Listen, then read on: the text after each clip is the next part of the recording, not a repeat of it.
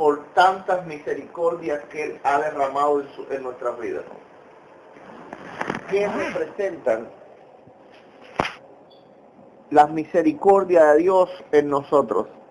¿Qué representa o qué valor nosotros le damos a cada cosa que con su gran misericordia Dios ha hecho en nuestras vidas desde que nacimos, cuando nos convertimos y hasta ahora? ¿Qué valor le damos nosotros a todo eso? Un gran valor, ¿verdad? Amén.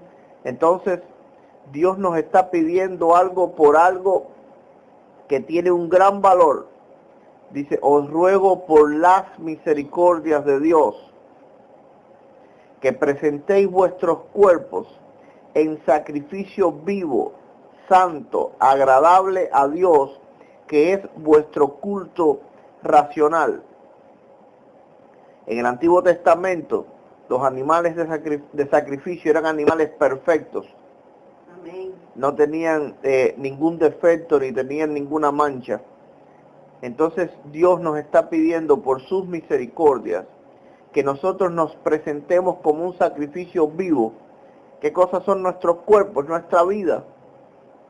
Que presentemos nuestra vida a Dios, que le ofrendamos nuestra vida a Dios. Y vida no simplemente significa estar vivo, que si tengamos que dar la vida por causa del Evangelio lo hagamos. Vida también significa, y en este punto más bien significa, las cosas que nosotros le llamamos nuestra vida. Es decir, nuestros anhelos, nuestros sueños, nuestros deseos, nuestra manera de pensar, nuestra manera de ser. Eso es lo que hace que nosotros estemos vivos. Amén. Una persona puede estar viva en coma, ahí acostada, ¿verdad?, con muerte cerebral y todo, es decir, puede estar clínicamente muerta, pero sigue respirando y no se corrompe, mientras que le estén dando oxígeno, ¿verdad?, y estén bombeando sangre en sus venas, pues esa persona sigue respirando y no se corrompe, pero realmente no está viva. Porque vida significa personalidad, vida significa mente propia, vida significa poder de decisión. Entonces Dios nos está pidiendo por sus misericordias que nosotros presentemos ante Él como un sacrificio vivo, eso mismo, nuestro poder de decisión. Amén. Nuestra conciencia, lo que hace que nosotros seamos seres vivientes, eso que nos hace nosotros, ¿verdad?, que nos da una personalidad única, eso quiere Dios que nosotros lo presentemos ante Él como un sacrificio vivo, santo, agradable a Dios, que es vuestro culto racional. Es la manera racional, es la manera sabia de nosotros rendirle culto a Dios. Porque no hay razón en rendirle culto a Dios si nuestras vidas, aquello que somos nosotros, pues no son de Él, ¿verdad? No hay razón para nosotros adorar a Dios si lo que nosotros somos y lo que nosotros significamos, pues no le pertenece. Eso sería una adoración extraña, ¿verdad? Es como pasar un extraño y te diga, I love you, tú dices, y ese quién es que me está diciendo I love you, ¿verdad? ¿Por qué me está diciendo? Porque no tiene nada que ver conmigo. Pero si te lo dice un ser querido tuyo, si te lo dice alguien a que tú quieres, o te lo dice alguien que a ti te quiere, entonces ya no es una muestra de cariño extraña, ya no es el fulanito que uno no conoce o la menganita que uno no conoce diciéndole algo a uno. Eso es alguien que pertenece a uno o que uno pertenece a ese alguien. Entonces Dios, ¿verdad?, Dios quiere que nosotros no seamos extraños adorándole. Que nosotros no seamos extraños diciéndole, Señor, te amo. La Biblia dice, ¿verdad? Que el Señor dirá en aquel día, nunca os conocí. Amén. Es decir, ¿y ustedes quiénes son? ¿Eh? ¿Por qué? Porque con la boca alababan a Dios, pero su corazón estaba lejos de Él. Y del corazón emana la vida. No es la boca más importante que el corazón, porque del corazón emana la vida. Lo que nosotros somos, nuestra conciencia, nuestros sentimientos. Eso es lo que Dios quiere que nosotros le ofrendamos. Esa es la principal ofrenda. Es decir, ese es el culto racional, no el culto irracional. El culto irracional es lo que le brindan las personas que están allá afuera, que dicen que sí. ¿Tú crees en Dios? Sí, claro, yo creo en Dios. Dios está ahí arriba, es poderoso, ¿verdad? Pero como alguien extraño. Eso es un culto irracional. Eso es un culto que no es sabio, es un culto que no es real. El culto racional, el culto real, es ofrecerle a Dios quienes nosotros somos. La Biblia dice, no os conforméis a este siglo. Conformar significa primeramente aceptar. Cuando alguien pierde un ser querido y le dicen, tienes que conformarte, le estás diciendo, tienes que aceptar ese hecho. No vas a poderlo cambiar, ¿verdad? Es algo que no puedes cambiar y es algo que es y punto.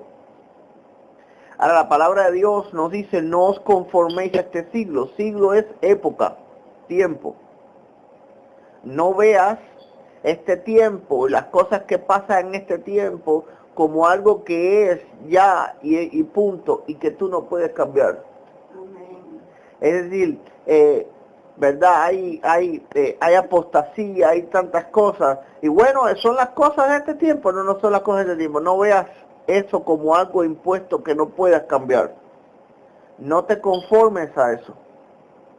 Sino que transfórmate por medio de la, escucha esta palabra, renovación. Y renovación no es solo cambio, sino es un constante cambio. Porque todos los días, las cosas de este siglo, las cosas de esta época, las costumbres de esta época, la manera de ser de las personas de esta época, la manera en que se mueve el mundo en esta época, ensucia nuestro entendimiento, aunque nosotros no nos demos cuenta, o cuando ya nos damos cuenta es demasiado tarde. Por eso tiene que haber una renovación, es decir, nuestro entendimiento, que es la manera de nosotros pensar, tiene que ser constantemente renovada, constantemente nueva. Amén. Es como el estómago, ¿verdad? No podemos comer y decir, bueno, ya comimos, aquí un mes no tenemos que comer más. Al rato, al otro día tenemos que volver a comer. Y el cerebro necesita de Dios todo el tiempo, necesita ser transformado por medio de la renovación de vuestro entendimiento. Que ese entendimiento es la manera de ver las cosas. Nosotros tenemos que renovar la manera de ver las cosas. Porque constantemente esta época nos va a decir, eso es rojo, y eso es rojo, y eso es rojo. Pero constantemente nosotros tenemos que renovarlo, y renovarlo, y renovarlo, y darnos cuenta de que no, que sigue siendo blanco. Que no se ha puesto rojo, no se ha puesto negro. Porque el mundo, el diablo, el pecado, las cosas de este siglo, quieren convencerte. Es una lucha por el convencimiento. Este siglo, esta época quiere convencerte de que tú tienes que conformarte a las cosas que estás pasando. Es así ahora, te dice el siglo este. Es así ahora, no lo puedes cambiar. Si quieres vivir, tienes que conformarte, tienes que seguir las reglas. Pero el Señor nos dice no. El Señor nos dice que no os conforméis, es decir, no te conformes con este siglo y con las cosas de este siglo, sino transfórmate constantemente por medio de la renovación del entendimiento. No hay otra manera de transformarse. La gente puede decir, yo he cambiado. Si tu mente sigue la misma, sigue siendo igual, no has cambiado. Simplemente estás forzándote hacer de otra manera. Es como un artista. Un artista cuando hace una movie, pues tal vez él no tiene ni hijos, pero hace de padre, Amén. ¿verdad? Y en la película tuvo que es un padre amoroso y hasta lloras y todo cuando lo ves, wow, qué clase de actuación hizo. Pero es eso, es una actuación. Pero cuando alguien realmente es padre, ¿qué quiere decir? Entonces ya no está actuando, sino que lo es. Amén. Entonces la Biblia nos manda a ser transformados, pero nos dice por medio de qué, de la renovación de nuestro entendimiento. Nosotros no tenemos que hacer las cosas de una manera obligada, nosotros tenemos que entender que las cosas son correctas de esa manera. Amén. Porque si no, si nosotros hacemos las cosas sin entender que las cosas tienen un sentido y que las cosas son correctas, pues nosotros estamos constantemente en riesgo a rebelarnos contra eso, ¿verdad? Porque eso nos está oprimiendo, nos está empujando. Y puede ser la verdad de Dios, pero no importa que sea la verdad de Dios, igualmente nos está oprimiendo y nos está empujando. Y llega el momento, ¿verdad?, que nosotros nos podemos o queremos podernos o pretendemos poder rebelarnos contra eso. Y ahí se cae en la desobediencia contra Dios y se cae en la rebeldía contra Dios y se cae en violar la ley de Dios y violar sus reglas. ¿Por qué? Porque nos sentimos oprimidos por la verdad. La Biblia nos dice, y conoceréis la verdad y la verdad os hará libres. Pero hay que conocerla primero, hay que tener el entendimiento. Es como cuando un padre le dice a un hijo, no hagas esto. El hijo tiene que entender de que no hacer eso es lo correcto. Porque si no lo entiende qué es lo correcto, si no entiende qué es lo correcto, entonces, ¿qué quiere decir? Es simplemente un mandato. Es una orden que se le está dando, es como el amo cuando le dice al esclavo, tienes que cargar eso. El esclavo lo hace mientras que está en esclavitud, pero si un día, no sé, logra rebelarse, pues va y le corta la cabeza al amo, porque no está de acuerdo con esa orden, porque la está recibiendo solamente por el hecho de la diferencia de autoridad.